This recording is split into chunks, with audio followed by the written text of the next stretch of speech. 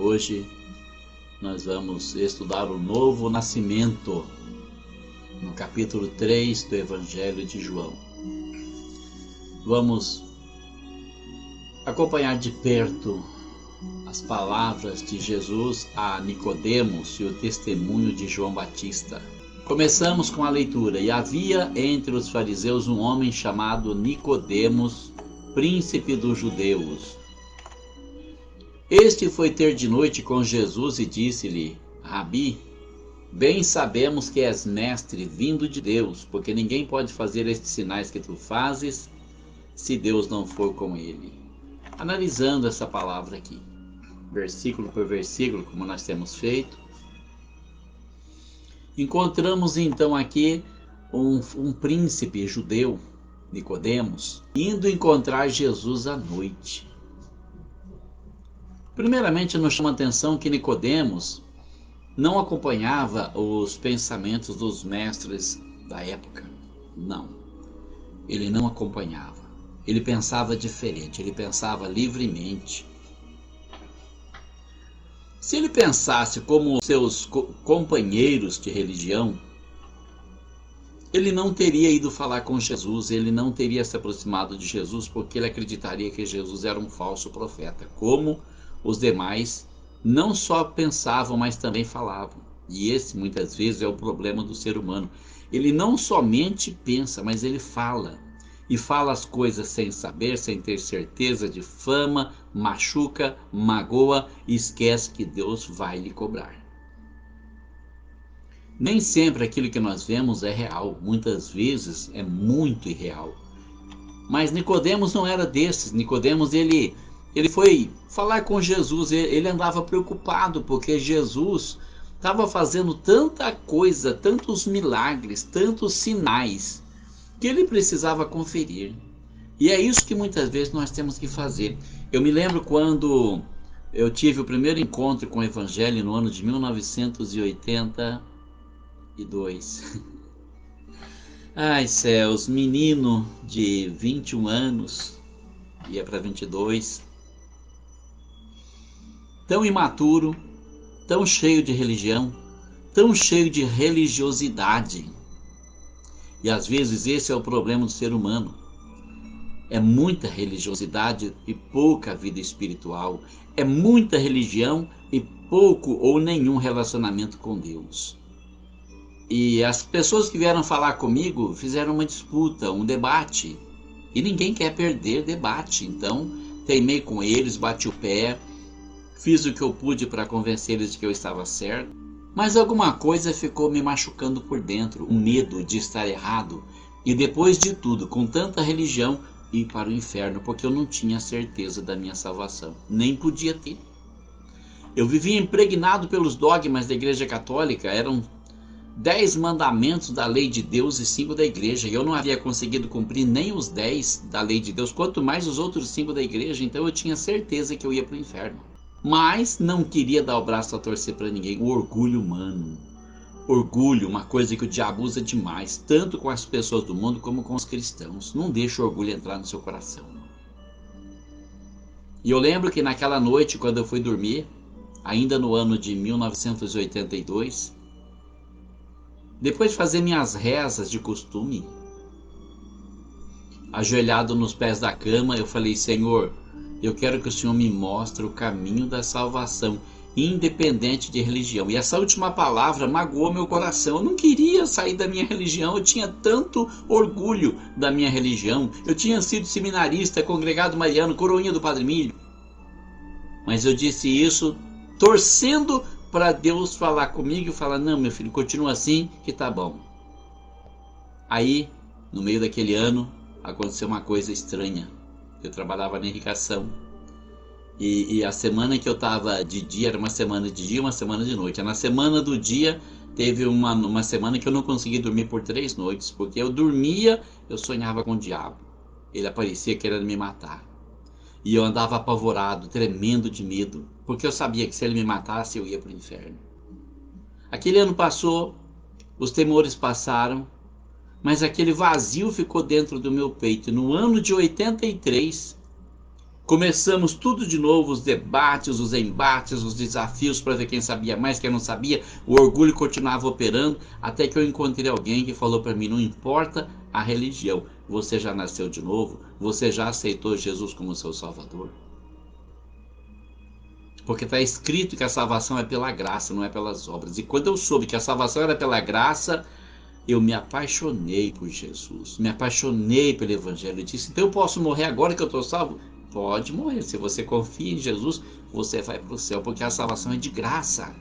Não custa nada, só a sua confiança consegue acessar a graça salvadora de Deus. Se você confia em Jesus, se você crê que Ele morreu para pagar os seus pecados, que eles estão pagos, que Jesus pode te perdoar os seus pecados, então você está salvo. Foi isso que me disseram, foi isso que fez com que eu viesse a nascer de novo. Mas aqui estava Nicodemos.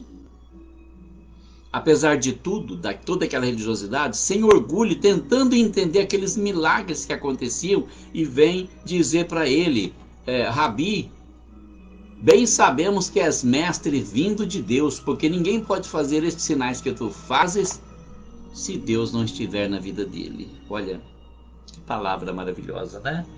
Todos sabiam que aquele carpinteiro era apenas um homem, mas eles sabiam que Deus estava na vida de Jesus. O Espírito Santo controlava a vida de Jesus, é por isso que Jesus fazia aqueles milagres. E Nicodemos chega com essa palavra para ouvir Jesus olhar para ele. Versículo 3 diz assim: Jesus respondeu e disse-lhe: na verdade te digo que aquele que não nascer de novo não pode ver o reino de Deus. Era uma palavra estranha para Nicodemos, porque ele nunca tinha ouvido falar disso, nascer de novo. Como é que eu posso nascer de novo? Então ele vai e pergunta para Jesus no versículo 4. Disse-lhe Nicodemos: como pode um homem nascer sendo velho? Porventura pode tornar a entrar no ventre de sua mãe e nascer? Nicodemos entendeu literalmente, carnalmente a palavra de Jesus, porque para ele nascimento era um parto.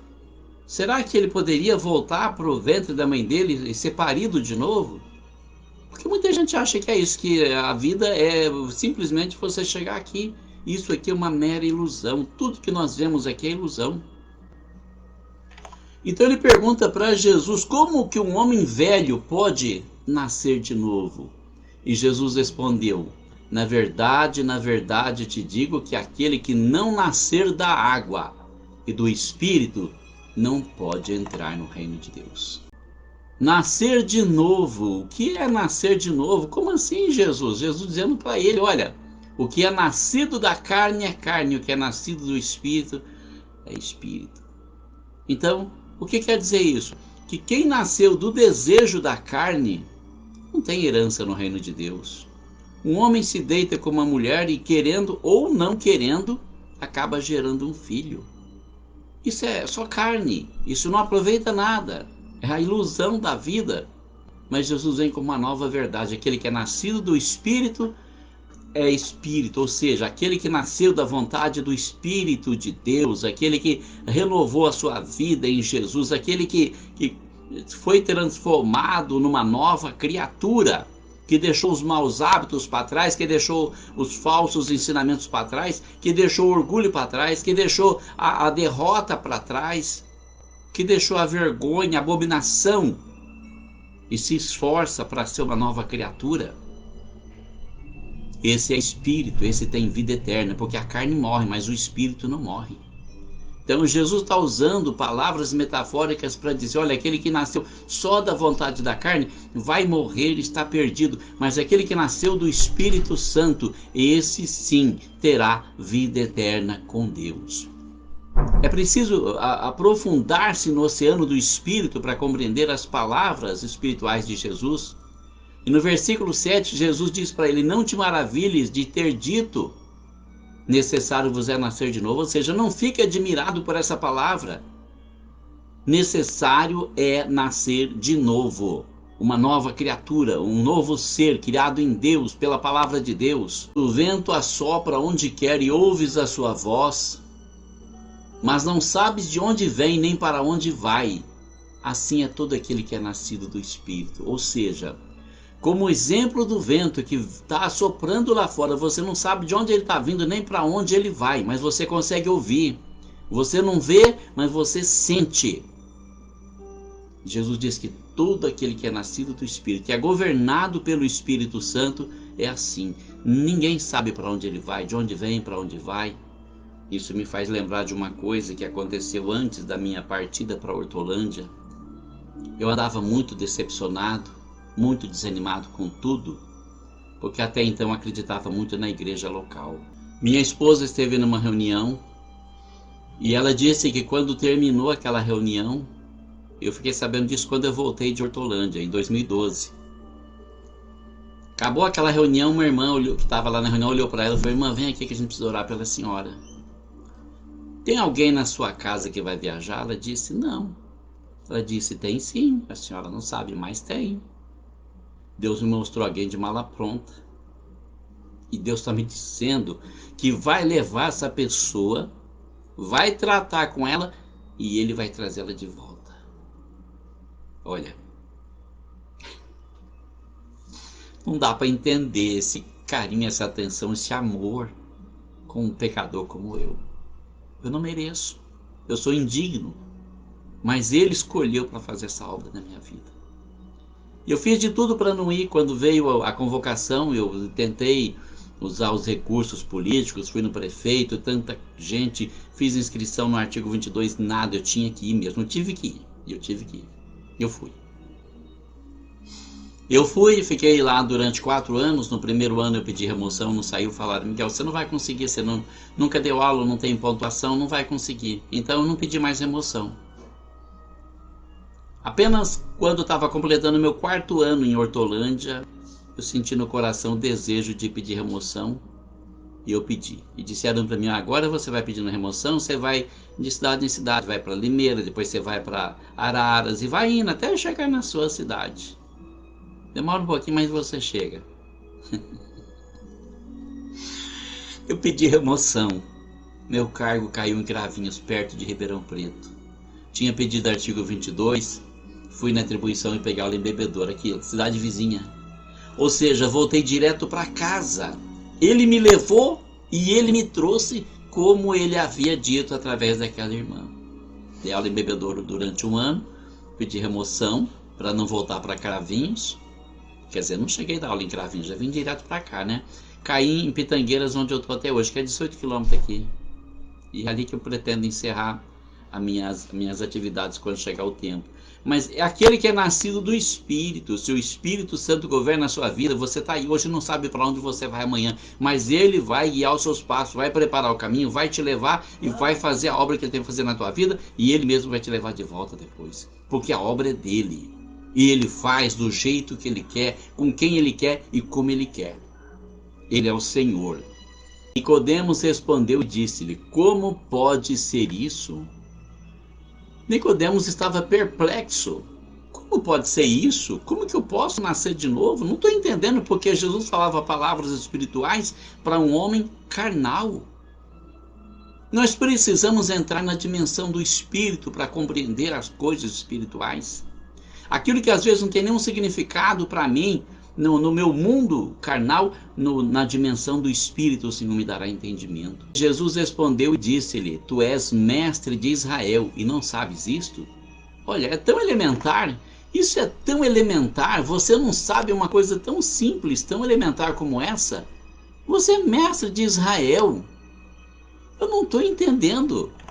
Não estou entendendo, você é mestre, você não sabe a coisa mais simples que é isso, nascer de novo, ser uma nova criatura, deixar Deus mudar a sua vida, Nicodemos. O que você vai ensinar para os outros se você mesmo não aprendeu? E hoje nós percebemos o quê? Que existem muitos ensinadores que precisam aprender.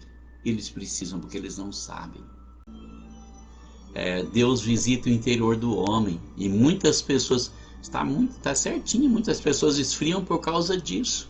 Por causa de ensinamento de homem, por causa de costume de igreja. Eu vi tanto isso, eu vi cada absurdo que nem é bom relatar, mas Deus nos esclareceu, nos mostrou o que era certo, o que era real, e Ele nos falou ao coração. Jesus diz assim: na verdade te digo que nós dizemos o que sabemos e testificamos o que vimos, e não aceitais o nosso testemunho. Se vos falei de coisas terrestres e não crestes, como crereis se vos falar das celestiais? Ora, ninguém subiu ao céu senão o que desceu do céu, o Filho do homem que está no céu. Olha que verdade eterna ele implanta aqui. Nós dizemos o que sabemos e testificamos o que vimos e não aceitam o nosso testemunho. Ou seja, vocês querem a verdade de vocês. Vocês não querem a verdade de Deus porque vocês não aceitam o testemunho daquele que tem a palavra de Deus. E Jesus conclui dizendo: se eu falei de coisas terrestres, você não acredita? Imagina se eu falar das coisas celestiais que eu tenho junto do Pai. Ninguém subiu ao céu, ninguém está no céu. E essa é uma grande verdade. Ninguém subiu ao céu. Agora ali fica um ponto de indagação, porque quando Jesus disse isso, ele ainda não havia ressuscitado, porque não tinha sido morto. E a Bíblia diz que quando ele ressuscitou, ele levou cativo o cativeiro e deu dons aos homens.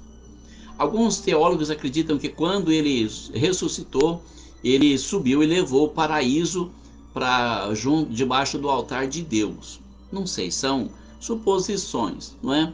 Mas o que ele afirma é que ninguém subiu ao céu, ninguém conseguiu chegar no céu ainda, senão aquele que desceu do céu, que é ele, o Filho do homem, que está no céu. Então observa aí uma outra verdade oculta nessa palavra: o Filho do homem que está no céu. O Filho do homem está no céu. Então Jesus estava no céu. Mas onde é o céu? É aqui na terra? O céu é onde está a presença de Deus, meu irmão.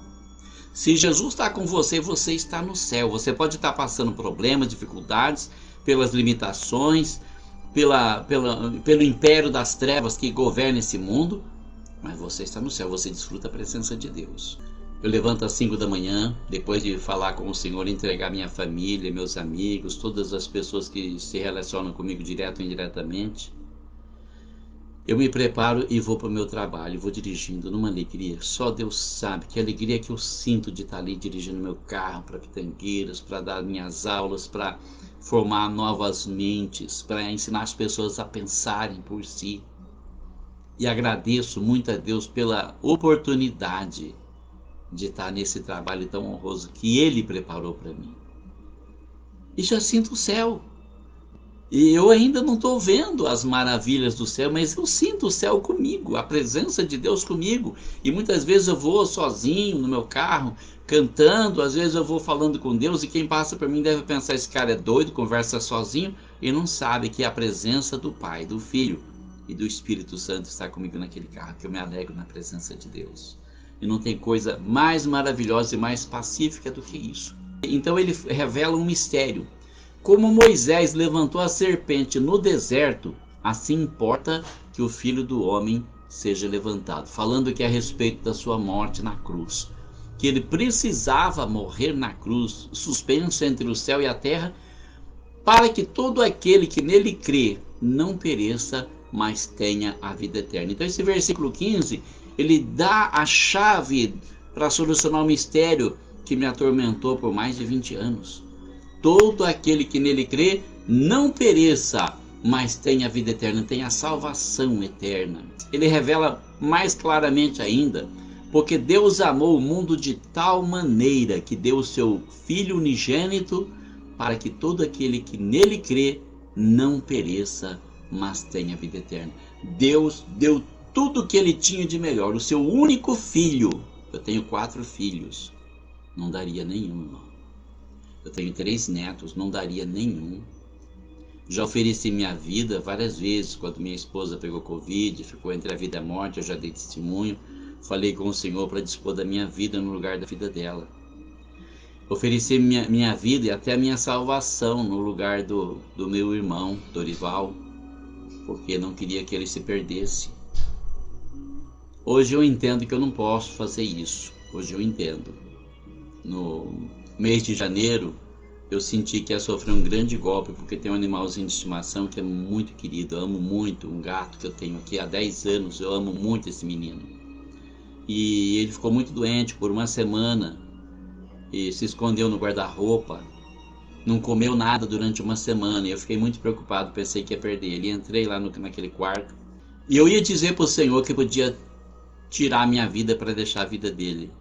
Mas alguma coisa falou dentro de mim: você não pode fazer isso porque a sua vida não é mais sua. Você já entregou sua vida para Jesus. Você não tem o direito de negociar a sua vida. Então, algumas pessoas podem até achar que isso é heresia, sei lá, que vão pensar. Mas eu pus a mão na cabecinha dele, alisando ele. Falei: se o Senhor me der a graça de fazer ele permanecer mais um pouquinho, eu vou ficar muito feliz. Mas eu não vou oferecer minha vida pela vida dele, porque não é minha. E ele está aí, firme e forte, né, envelhecendo. Está aqui com a gente. Daqui a pouco ele aparece por aí, todo feliz. Um menino muito, muito amoroso, muito carinhoso, né, mansinho, e dá muita alegria pra gente. E a gente tem amor, porque Deus nos deu amor para amar as pessoas, as criaturas e tudo que existe. Mas eu não posso oferecer minha vida pela vida de ninguém, porque a minha vida não é minha.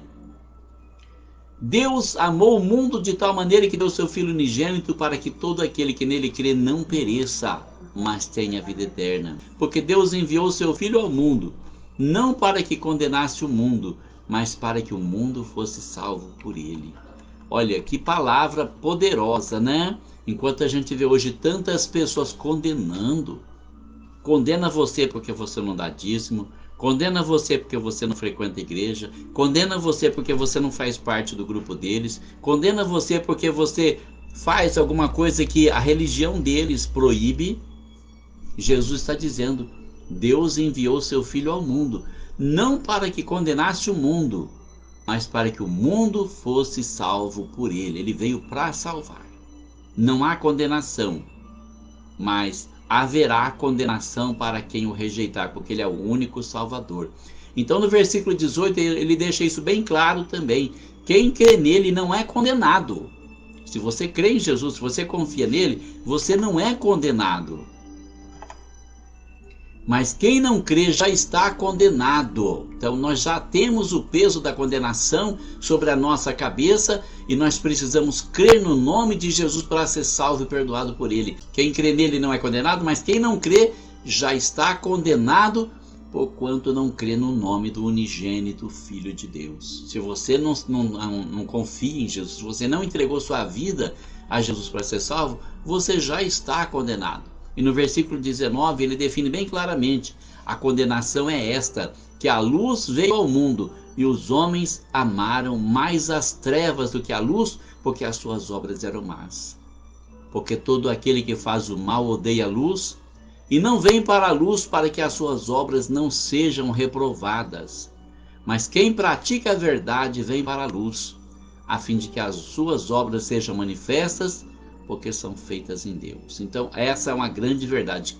A luz veio ao mundo, os homens amaram as trevas, odiaram a luz, porque a luz mostrava a sua maldade, as suas obras ruins. E ele diz aqui que aquele que faz o mal odeia a luz está revelando a sua podridão, e ele não quer ser reprovado. Aí começa: não julgueis, não julgueis, não julgueis. Não é julgueis, a luz manifesta tudo que você faz, a obra boa e a obra ruim. E ele diz aqui: quem pratica a verdade vem para a luz, para que as suas obras sejam manifestas, porque são feitas em Deus. É amor.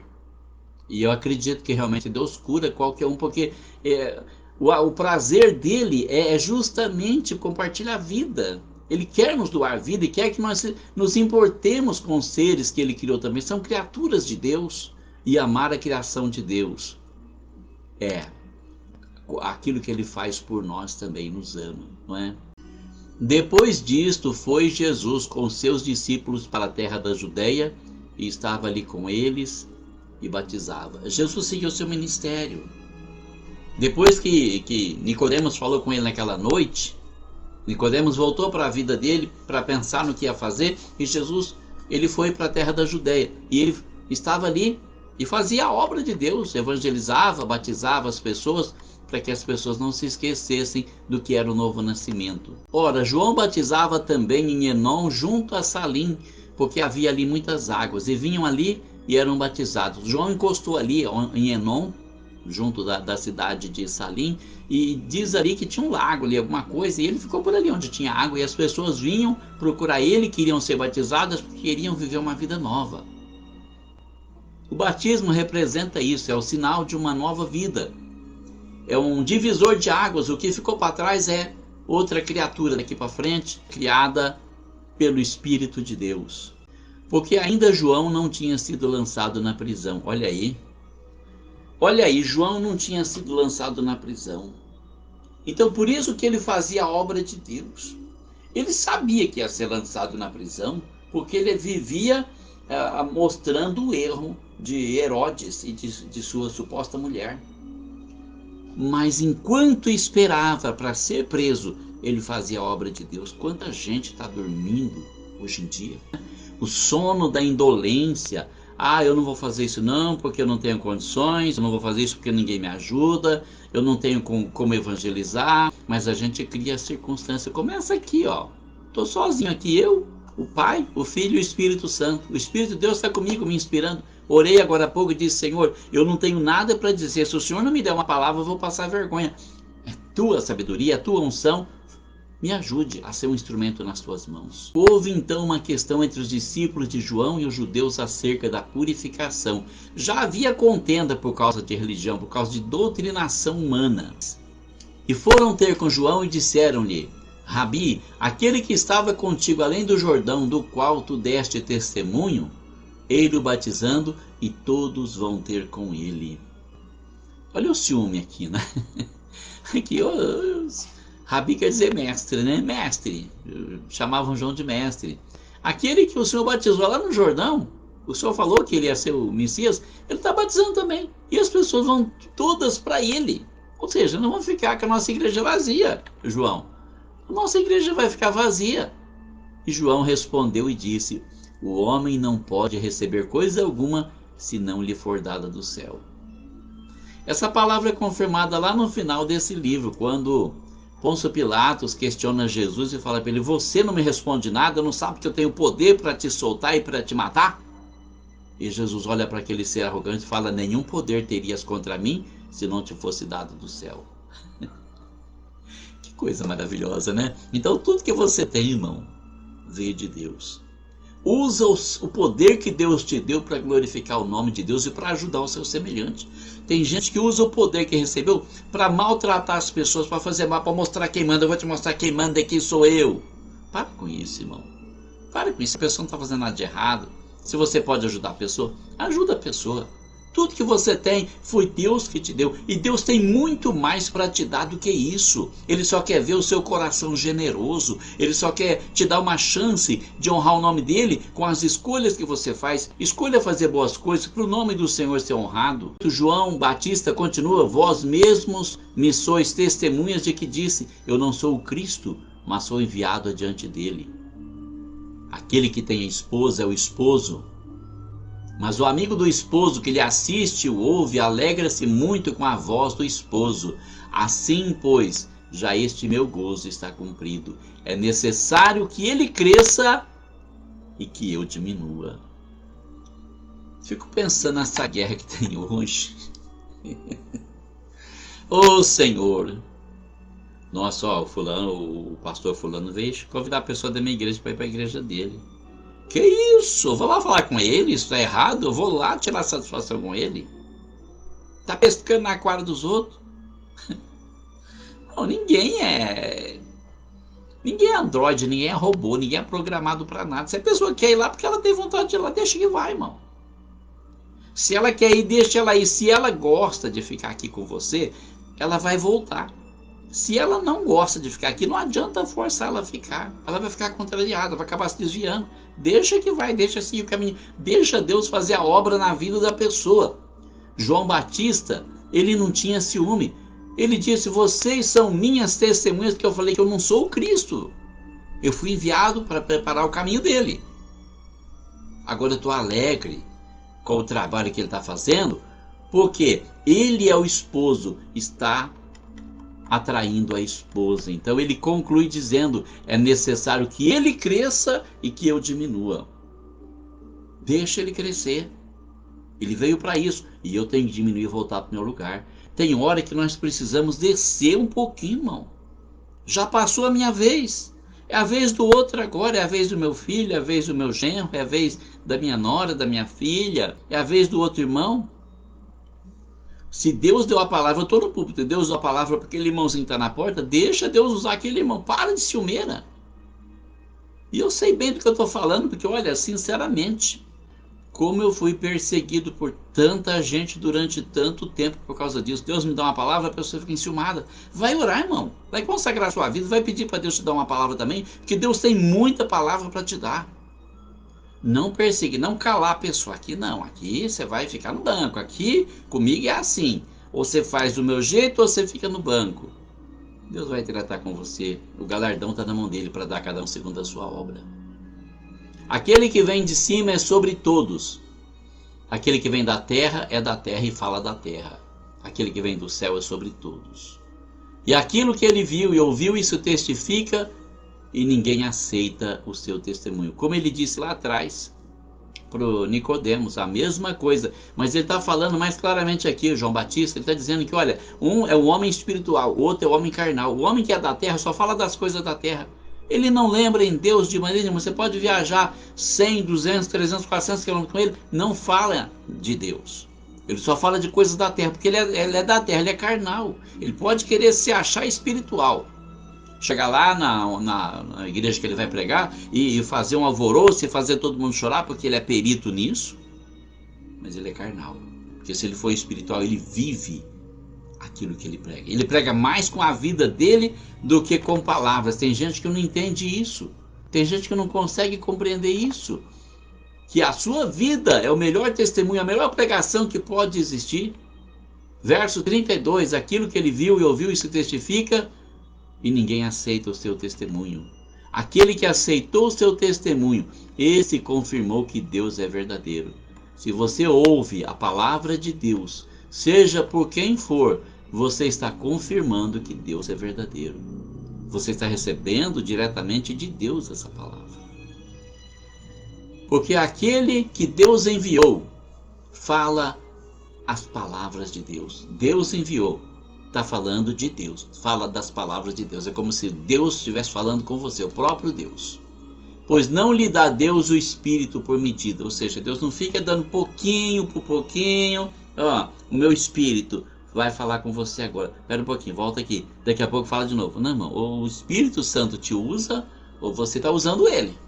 O Pai ama o Filho e todas as coisas entregou nas suas mãos.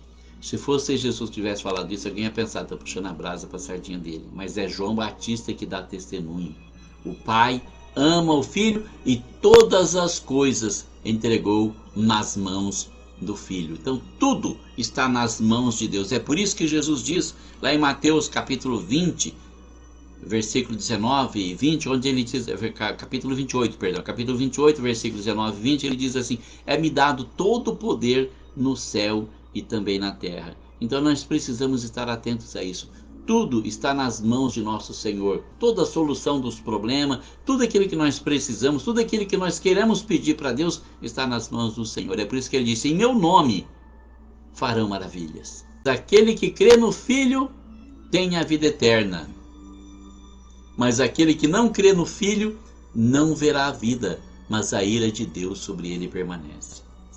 É como se fosse uma repetição do sermão que Jesus pregou para Nicodemos, mas de uma forma ainda mais clara, porque ele diz que aquele que recebe Jesus, ele terá o perdão e entrará na vida eterna. Mas aquele que não recebe Jesus não terá a vida eterna. Mas a ira de Deus sobre ele permanece. O que quer dizer? A ira de Deus já está sobre você. Quando você nasceu, a ira de Deus já estava sobre você. O pecado de Adão e Eva nos foi entregue por herança.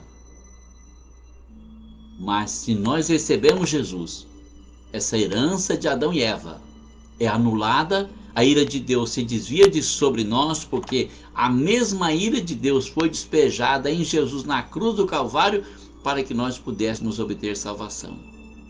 Então, olha só, nós recebemos o perdão através de Jesus, nós recebemos a salvação e a vida eterna. Glória a Deus. Deus abençoe você, a sua família, Deus abençoe o Brasil, em nome de Jesus.